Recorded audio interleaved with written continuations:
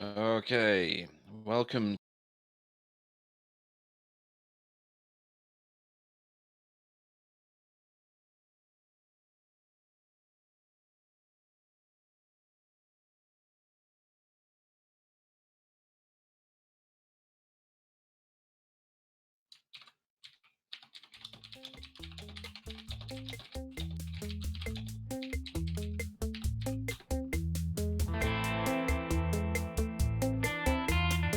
It's true as well.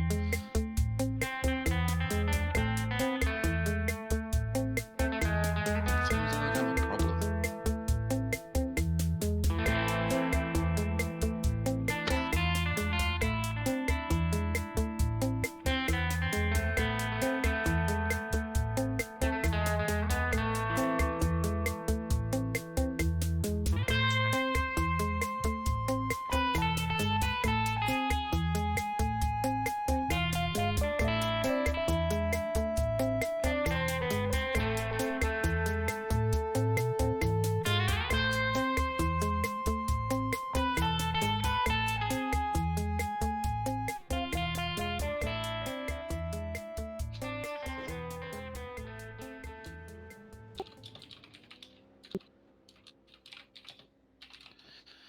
Good evening, race fans, and welcome to the episode 13 of the V8ESC Backfire podcast.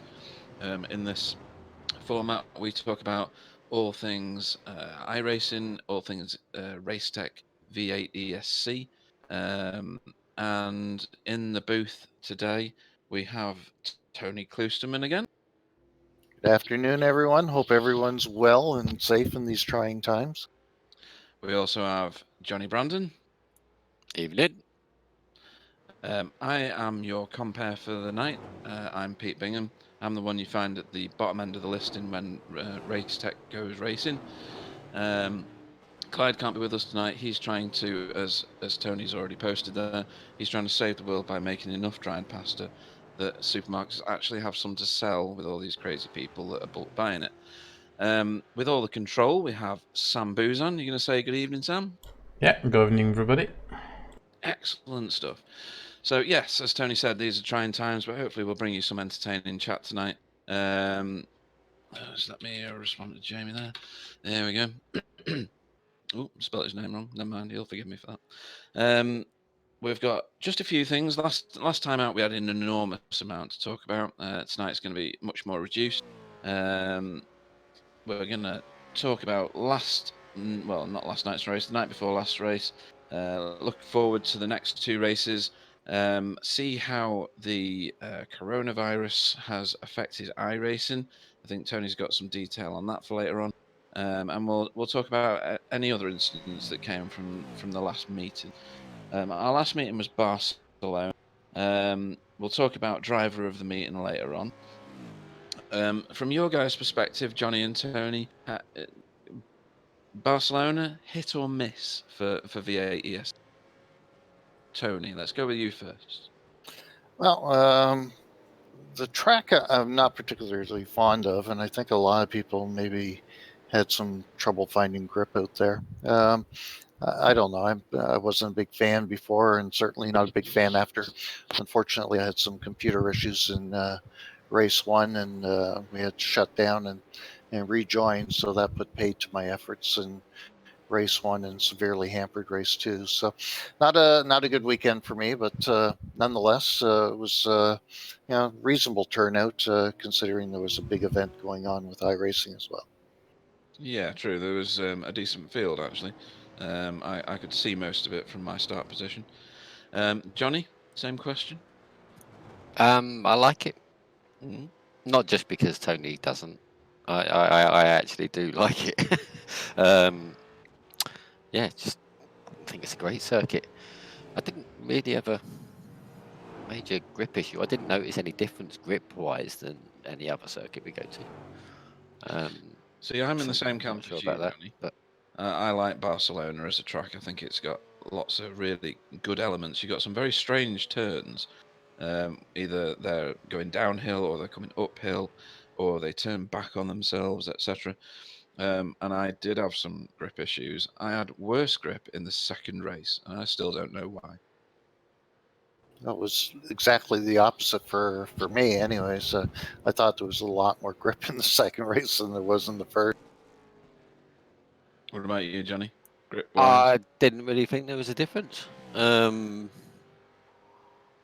both felt pretty similar, and like I say, didn't really feel any different to any other track from a grip level point of view. So yeah, not sure on that one. So does this one fall into the same category as Spa for you then, Tony? It's up there, yep. Tony's gonna be mute for the rest of the evening, guys. Don't talk like that about Spa, Tony. That's no good. It's a good track. Cool. Yeah, I mean, like I said, I like it, and so does George McClay apparently, because he won the sprint race for Texans Fisti Motorsport. Marco Namela came in second. He's not a name that we've seen too high up the league, the finishing tables before. Very good driver there. Oh yeah, and without a doubt, I think he's just finding his feet with it personally. Then we got I did tell him in a chat room that there's a hierarchy here, and he needs to slow down a little bit, take his time. He's not allowed to get much quicker until he's been here at least a year. There you go, Marco. If you're listening, just calm it. Yeah, there's a pecking order here. Third was Nicole, who's a regular feature at the top of our tables. Then you, Johnny, you got a fourth out of that one, yeah? A lucky fourth, yeah. How was it lucky? It was my own demise in that one. All right, go on. Explain that to our watchers so that basically at the start we messed up quali, which I think I said in the interview afterwards. But we messed up qualifying. We had good pace. Just for some reason, both me and Nickel just didn't put a lap in. There was one lap where I was miles up, but it still wasn't a great lap, and went 90 degrees coming out the hairpin and lost like 7/10 was the time I actually put in. Yeah, so we were way out of position pace wise for quali. We had good pace around there. Mm-hmm. And then we started the race, and I just got caught out with the guys in front braking earlier than I was expecting, which was totally my fault. And at the start of the braking zone, and just tapped into the back of Chris. And then he dropped it in front of me going into turn one, and I virtually stopped and got hit at the back and hit into Chris while he was stopped. And I damaged and just had to carry that for the rest. It got a shortcut for going around the whole accident as well. Got a slow down penalty. I think I was back in like 10th or something, 11th. I'm not sure. Can't remember now. A lot of cars went past, and then I just had to do the rest of the race with damage. So I was quite happy to get fourth. Yeah, I mean, my race was just a disaster. I started further back than you guys, obviously. Nikolai spun it at the hairpin on, I think, lap 3 or 4, and parked it on the apex, and I just had nowhere to go and ended up nursing my car around like you've just described, but my engine went directly in front of one of my teammates, Clyde, and blew up, and I had to box the car with a tow and then go out with a free repair. Anyway, fifth was Rich Warmingham, who's still up with the top runners again. So he's having a great time this season, isn't he? Yeah, Richard's been very steady all year. Very good results. Yeah, very, very stable. Another XVR driver. It was a good weekend for XVR, really, wasn't it, Johnny? Yeah, I don't think he actually enjoyed Barcelona too much, Rich.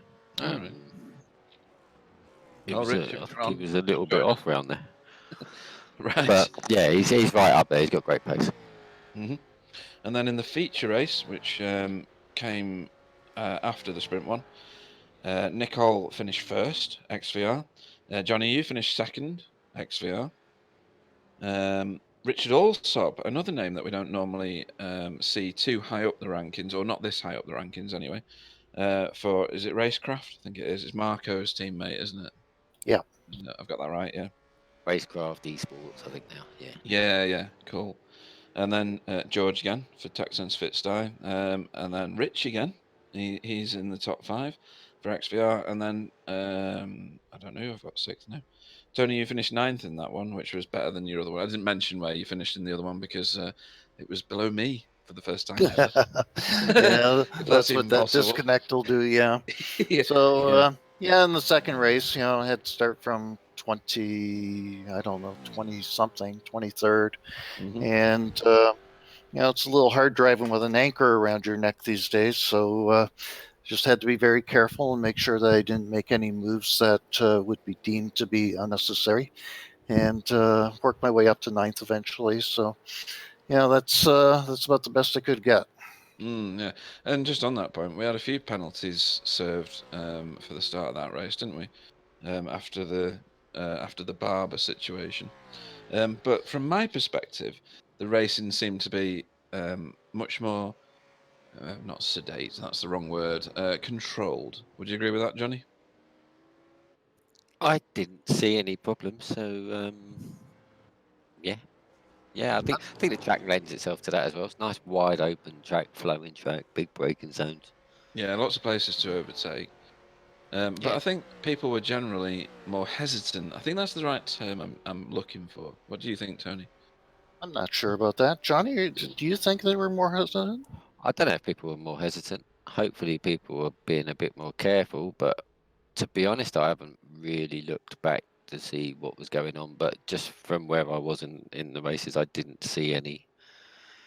The racing I had was good and clean, and plenty of room left all round. I don't know what else happened elsewhere. Really enough to comment on it anyway. I'll pick anybody out, that's for sure. Okay. What's your take on that then, Tony, in terms of the race standard, the standard of racing, rather? Yeah, the racing I was involved in was pretty good. I recapped the races for a couple of people, and gave my opinion to them on what I saw. But I think that there were some incidents that didn't need to happen, and a couple of overtakes and bump and runs that probably people should have given the spot back, but didn't. But that's up to those individuals to decide how they're racing, and the people involved, whether or not they want to put in any protests. No protests so far, so I guess everybody's okay with that. Yeah, and there's fine balance. We spoke about this last time, didn't we? Between protesting the thing that's the right to protest against, as it were, without making our league just littered with protests for every manoeuvre. It's got to be sensibly approached. Yeah, that's what we were talking about last time, wasn't it? Yeah, I think so, and I think people need to own up when they do something wrong. So, anyways, we'll continue to move on, I guess. Yeah, absolutely.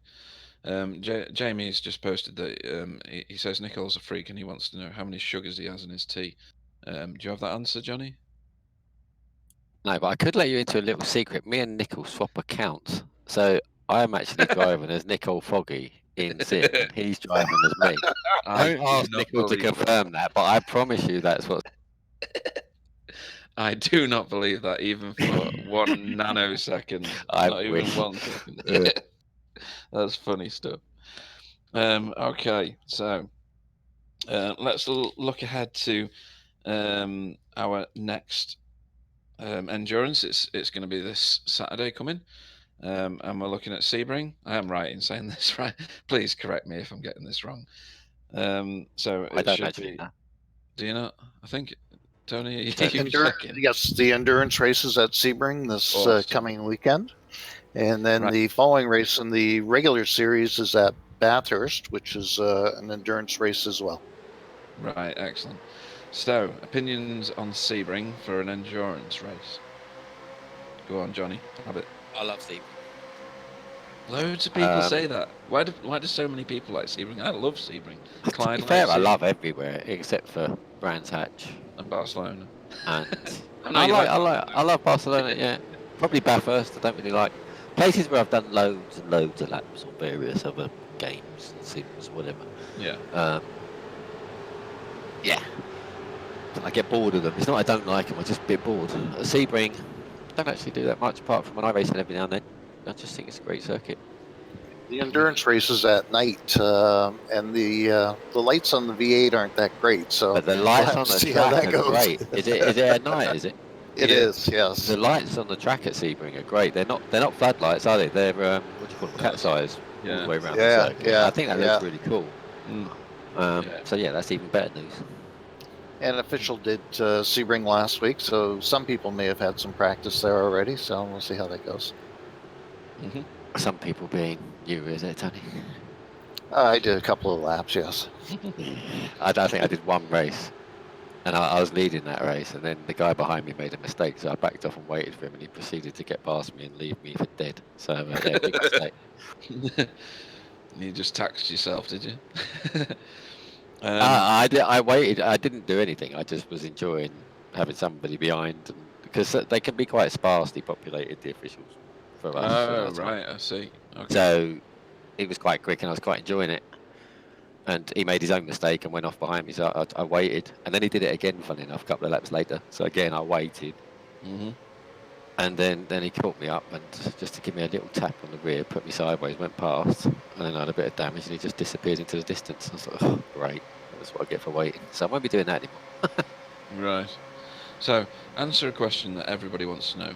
Where is the breaking point for turn 1 at Sebring? For turn 1 at Sebring, probably just after the bridge. That's what I try, and I end up in the gravel. Got to turn in early. Right, okay. And I'll keep try. braking lightly. Don't brake really hard. Brake lightly to keep the weight on the front of the car, and turn in early and just tug the corner. And then there's a little flag on the apex. That's about where you can start getting on the power. All right. Yeah, that's a big secret. There you go. Cool. Okay, so we should see some quite exciting racing at Sebring Enduro, because you can overtake in a multitude of different places there, can't you? It's got loads of overtaking opportunity. Yeah, I think it's got some. I don't know about loads and loads. It's got a few, that's for sure. But if everyone's the same pace, then it's always quite hard everywhere. But well, yeah, absolutely. It's got opportunities around there, that's for sure. There's as many opportunities to make a mistake, which creates overtaking places. I think that's a good thing about Sebring. Does a concrete surface make a difference? It is a rough surface, and it is a little bit different. But we're racing at night. I think there'll be plenty of grip. Yeah, I don't really notice the difference, to be honest. No. It's bumpy. Yeah, it is bumpy. Obviously, Sebring. You say Sebring, you think bumpy circuit, but that's probably the only thing I've noticed with that. You get used to whatever's there. So, we'll move on to the current standings.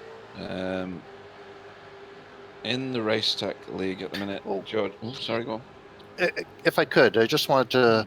It just occurred to me, and I wanted to mention it about Barcelona, but not necessarily Barcelona. In qualifying, folks, anybody that's listening, and maybe we should discuss this in the main channel as well, or put something up there. In qualifying, if you're doing a lap and you're finished your lap, exit your lap in a safe place, not in the middle of the track, not in a corner, and don't screw up anybody else's lap. Because that's happened a few times now. It happened again at Barcelona. So I just ask everybody to be respectful of everyone else on the track. Yeah, and I don't think that's unreasonable. I always like to think that I get. Usually, if I'm doing qualifying, I'll get around my laps, and if I'm deciding I'm going to go and pit again for whatever reason, I'll pit on the non-racing line on the start-finish straight. Yeah, it's easy enough to just go off the track onto the side of the road as well. But we had another incident this weekend, so I just thought I'd mention that. No, it's worth saying actually, because I've seen some random acts of madness in terms of qualifying and people parking it at the side of the track, and it's not expected. And if you're on a race, if you're on a lap rather, it's a bit of a shock to you, isn't it, when you come around a corner and you see a car parked up and then it suddenly disappears or whatever, or doesn't. So no, that's fair enough. You any experience of that, Johnny?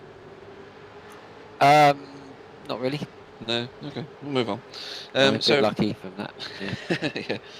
Yeah. Racetech standings at the minute. We've got George McClay top of the pile for TechSense, Fitzsty. Then Nicole for XVR. Chris Jackson. I can't even. I need to put my teeth back in, don't I? Chris Jackson for NQR Blue. leading the way for your guys, Tony.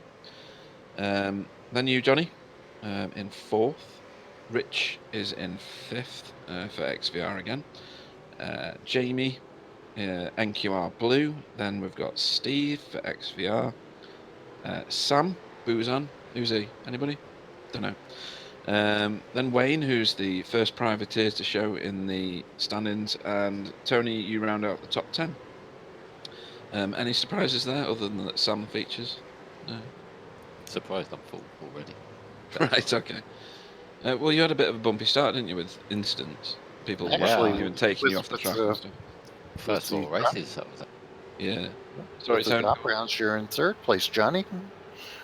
All Really? that crying. Johnny's in Yeah, 3rd. all that crying earlier this year for nothing. Imagine where I could be if I wasn't taken out in the first 4 races.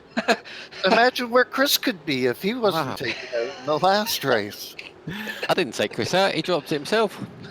Oh, after you shoved him in the corner. Oh my I God. hit him at the start of the braking zone. He made it way into there. He went right up on the sausage curb and spun it himself. Oh my Oh, God. those- Okay, we'll move those on sausage from that curves were really brutal. quickly. Yeah. Those sausage curves were brutal, weren't they?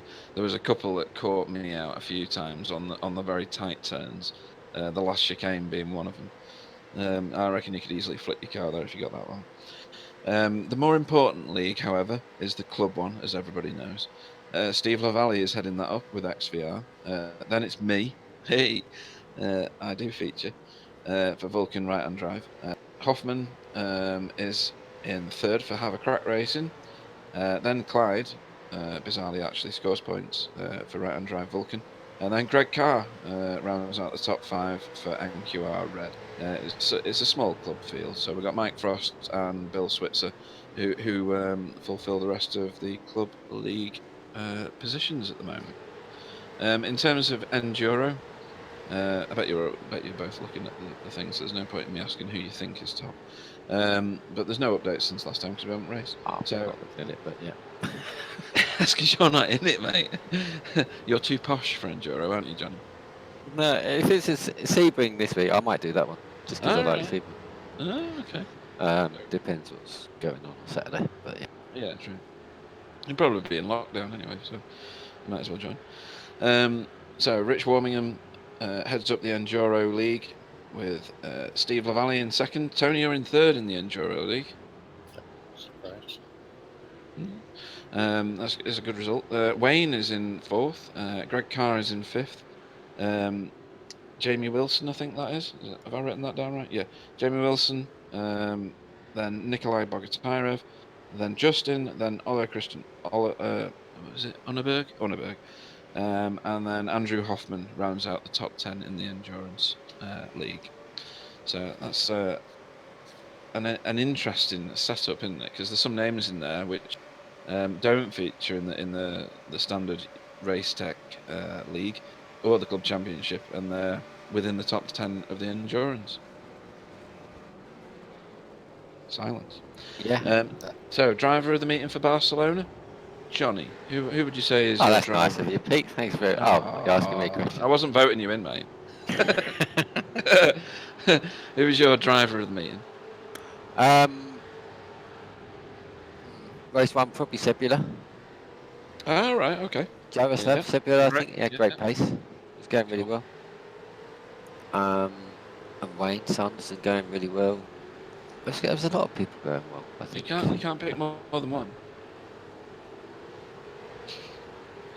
But say Sebula then, for me. All right, Yarrick Sabila, right. There you go, Yarrick. Is he in the chat? No, he's not. And Tony?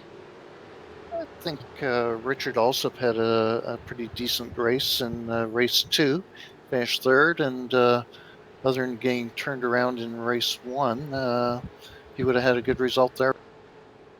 Yeah, I agree with that one. That's the highest he's featured that I'm aware of. And he drove a very sensible race from what I saw of the broadcast anyway. So yeah, Alsop's very good. as well. Yeah. And like I say, Sanderson. Wayne Sanderson. Yeah, he did well. He featured as well, quite highly as well. It's quite good. Do we have anything for iRacing news, guys? Well, yesterday they had the iRacing NASCAR event that they televised on TV. which apparently went over very, very well. It was the leading thing trending on Twitter in America, or worldwide actually, yesterday afternoon. And my understanding is that subscriptions in iRacing have almost doubled in the past 2 weeks. See 14,000 people online yesterday. And I think just this afternoon, when Pete and I were talking earlier, there was 11,000 people online at once. So it's 11,801 right now, actually. So certainly there's a lot of interest in iRacing. A lot of people are at home, not, unfortunately not being able to be out. So we're probably going to see an increase in the number of people online and maybe trying out some of the different cars. Yeah, they also did a big IMSA race, didn't they? Yeah, so they did IMSA that. Yeah, themselves got involved, and BMW were in there with Spengler and Nicky Katzberg, and they took it very seriously and dominated it. But they had the proper IMSA commentators from the TV. I'm not sure if it was actually on telly or not. I don't think it was.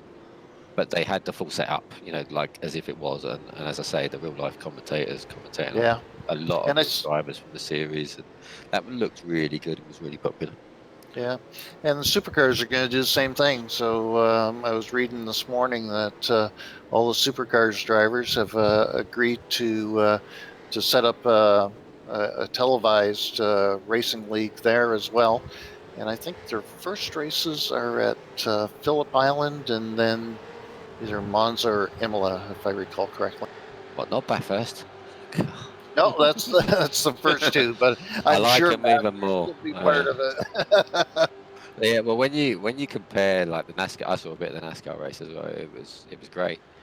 You compare that to what Formula One did with the F1 2019 esports thingy, where they had Jimmy Broadbent, Johnny Herbert, Pretty Nico bad. Hobb. That was shocking. It It was was terrible. terrible. Yeah. Yeah, And I that was on turned it off Saturday. after about Embarrassing. halfway, and they didn't do a good job. I don't know. The driving standards were worse than what we saw at Yeah. a couple of races that we do. So, not a good, look No, for that Formula wasn't One. good at all. So yeah, the iRacing stuff looks fantastic in comparison. So. And I hear It's obviously rumors that working. maybe IndyCar will do a series as well. So there's They'll probably lots all of jump on things it. happening. Yeah. Once one Well, goes on it's it, the it's right a form. massive hit with NASCAR. They'll all go on it, wouldn't they? Sure. It's the only way. Right then. Wayne's just said, what about the Safe Driver Award stand-ins? There's a reason for that. Do you know what the reason is? No idea. Is he under the front? He must be Yeah, up there. he's number one. Long The only way to people go, that Wayne. ever talk, Long way to the only, go. Don't worry about that. the only people that ever talk about it are the ones that are leading that series. Yeah, used to be Clyde, but Clyde is now, oh god, 24th. So yeah, Wayne is the top driver there. Then Jamie McKnight, the Knight Rider. Then Dom Sorry. Then George McClay, and then you, Johnny. Who'd have thunk that? Yeah, with all I the wouldn't curse have. died in the opening races, but then I probably haven't done any laps because I missed the first 4 races. So yeah, counteract himself. That's a good one. Yeah, I like that. That's good. So what were you saying about Twitter before as well, Tony? Before we, I'm sorry about what was that? what did you say about Twitter before? The NASCAR iRacing was trending on Twitter worldwide. It was the most popular thing yesterday afternoon. So it was quite entertaining to see all the comments, and about I'd say 99% of the comments were positive. And there's always detractors, but certainly I think Fox did a good job on the broadcast, trying to make it as realistic as possible. They even had an invocation and the national anthem before the event, so it was, it was good. Okay. Bloody Americans, unbelievable. And I have to ask, why does Wayne Sanderson want me to stop making the league sets? I don't know. He must be crazy. Maybe we should use Johnny and Nichols. Yeah, ours is always available. If you just click iRacing default, Everyone's more than aware of that one. Baseline. You call all yours baseline. That's it, don't you? baseline, yeah. Yeah, baseline. Yeah. So next track for the standard league is going to be Bathurst. Yeah, is that right? Have I got Yeah, that right? that's right. Yeah. So it's going to be an endurance race for the normal Racetech league and the club. Johnny, you've already made your opinion quite clear about Bathurst. Not your favourite because of I like the it, amount to of be laps fair. that you've done. Yeah. I like it. It's Yeah. a great circuit. I'm just not very fast. Right. So therefore it must be I the like track, the sound because of it that. obviously Yeah. is I am like- comparing myself to Foggy on a pace level though. So, you know, I'm not Why would you slow, do that? but Yeah. I'm not fast. Yeah, not everyone's an alien like Foggy. I like it because I can do 50 laps around there, then I crash, as Clyde will tell you, or remind you, because he's already mentioned it about 1,000 times this year. When we did our official endurance race, I binned it on lap 50 on the same corner that I'd already binned it earlier in the race. But I like the track. I love the different dynamics that it's got involved. Tony, your opinion of Yeah, Bathurst? I enjoy Bathurst and a few laps there, and always seem to get on fairly well. Nikolai will probably get his wish. He says, let's do Bathurst at night, and we're doing it late afternoon. So I'm sure the last few laps may be in the dark. So be prepared. Yeah, that'll be vicious as well because there's no lighting around that track. None at all. That's going to be horrible. Bathurst. It's not really a racing track, is it? There's probably only 2 overtaking spots around the whole bloody thing. There's a long lap. into the second turn if you stuff it down the inside, and there's at the end of the chase. Yeah. Is that right? Yeah. That's about it. Yeah, there's about 4 or 5. Top of the mountain. In Last the last corner, turn, first last corner. turn, yeah. You can't Second really go corner. side by side anyway, though, can you? I'll just stick it in the inside. Stick it in the inside. Cool. Yeah, Jamie said the bloke's a freak. I think he's in reference to Nicole. He could be talking about a lot of people, to be fair. He could be, to be fair. He could be In talking about your context, host. it's probably Nicole. Yeah, totally right. And any other news from you guys? No. No? Fairly quiet on the iRacing front as far as things for the car. So they're pretty quiet. And I guess with all this stuff going on in the world, I'm not so sure that we're going to see a lot of new content in the next little while. No, that's going to be very true, actually.